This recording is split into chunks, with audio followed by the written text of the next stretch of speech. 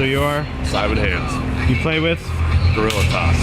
So, do you have any thoughts about the New England Underground Music Festival or the scene in general? I do, yeah. I think festivals like this are very important because I would think of them as kind of like a forum where huge groups of musicians can meet and see each other's work and like get to know each other and help strengthen the bonds of this kind of music scene, which is sort of founded or based on, you know, the bonds that people have with one another, musical bonds, friendship bonds, you know, things like that. I think that's very important.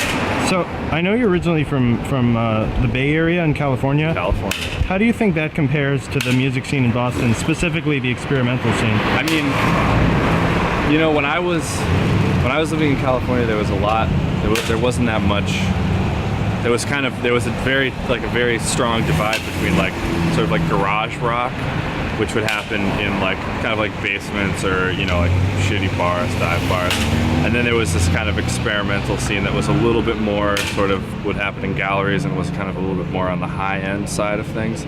And the difference for me is that like here in Boston, it seems like everybody just kind of, regardless of what your sort of music is like investigating or what you're trying to do, whether it's like some high art thing or some like low art fuck off bullshit thing, it's like everybody still treats each other as equals and like goes to see each other's shows and are supportive. It's much more like supportive and much less divided is has been my personal experience.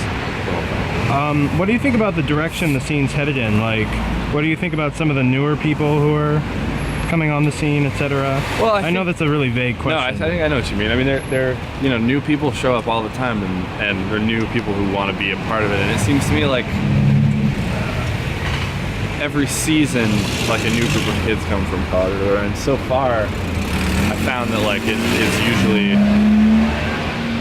it's always good, no matter what. New people showing up is always a good thing because it stops the band, it stops the scene from being stagnant. But I think, yeah, a lot of I mean, every time a group of new bands shows up, it gives a lot of us who have been here for a couple of years like something to look at and focus on that's new. And let's see what else.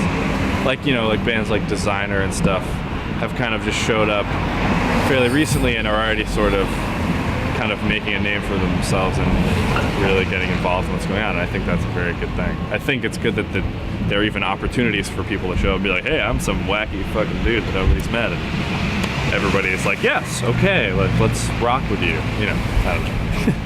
I just wondered if you could very briefly talk about your personal projects with Guerilla Toss and also solo. Okay. Because you're doing a lot of interesting things right now. Yeah. Are you, first of all, is Guerilla Toss really attempting to make a porn opera? Oh, yes. I'm going to address the camera. Guerilla Toss is making a pornographic opera, and we need all the money we can get. We're doing a Kickstarter to raise $25,000. It's probably going to be called Simon Makes a Porno. It's going to be a real story. It's going to be storyline and everything, and there's going to be pornography featuring members of the band and just other people. So if you'd like to be involved, please shoot us a line. We can take all the help we can get. Guerilla Toss will be writing all the music. We'd love to have you involved. So yeah, Guerilla Toss is doing that. Guerilla Toss for me has been like over the last few years, has been probably it's something that I would probably, if I wasn't in Guerilla Toss, I would be a lot like more uptight, and because it's an opportunity for me to both kind of musically, for us as a band, to be musically interesting and also be fucking totally crazy and wacky, and also like I get to get all this sexual tension that I have and all this anger and all this evil and all this stuff, and I love those guys. The other things I'm working on are, I have a 14-piece Italian pop band called Tredici Bacci. We're playing around. We just made a record. I do a solo act called Simon Says Smut, where I just read porn books while slow jams are playing. I also have an alternate personality named Luxardo, who is a Italian sleazeball, kind of like Serge Gainsbourg, but Italian, more sleazy. And I have a surf band, an old school style surf band called the Sons of Tsunami. We're playing on Sunday, and that's just straight up surf, just how you like it.